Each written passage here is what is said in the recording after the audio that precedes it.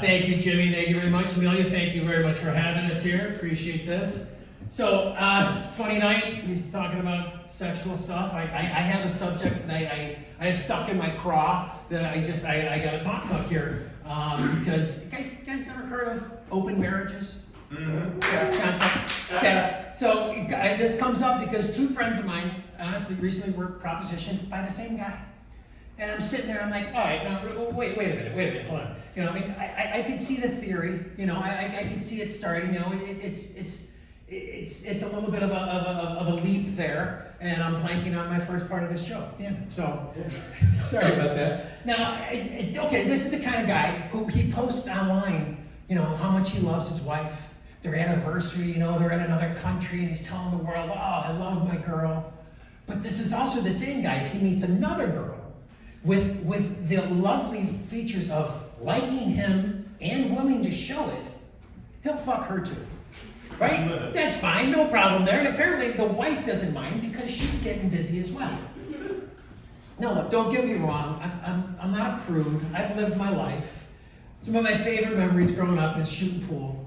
I love a good, dirty pool hall. It's one of my favorite spots to be. And I've actually been propositioned a couple times at pool halls by couples asking me, want to come back for a little private game? It's very nice times. Now, my point is, this is not a new concept.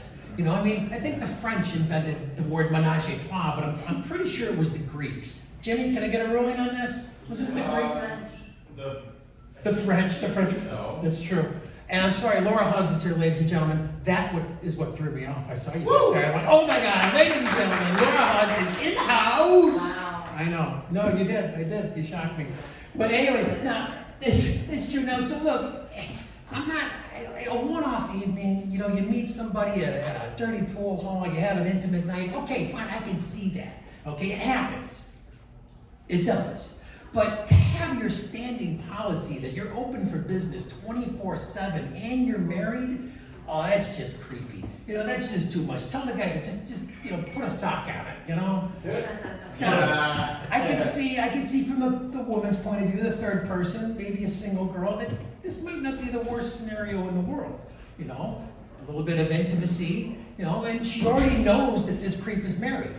Right? Mm-hmm. Now, the bad part of this is now her personal life sounds like the plot of a porn movie. So that's not the best thing in the world.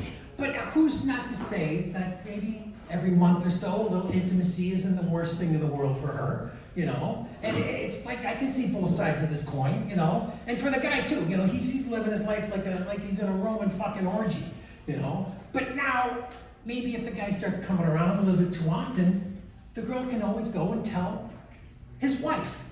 That's it. He's done, right? That's it. Now, as far as the woman's role in this whole scenario, I don't know how to talk about that. So as risky as this subject was, I'm not touching that with a 10-foot pole. So that's that.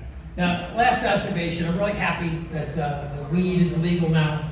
It's one of my favorite things now. And because I was the kind of person growing up that I go to family parties and such, and I sneak into the bathroom or out in the backyard and get blazingly stoned, and then walk back in the party really quietly and hope that nobody noticed how stoned I was. None of the drunk people. I didn't want them to notice. Isn't that kind of like hanging out at Mardi Gras and one person's mad at another person's for having too many beads? All right, that's my time. Thank you very much.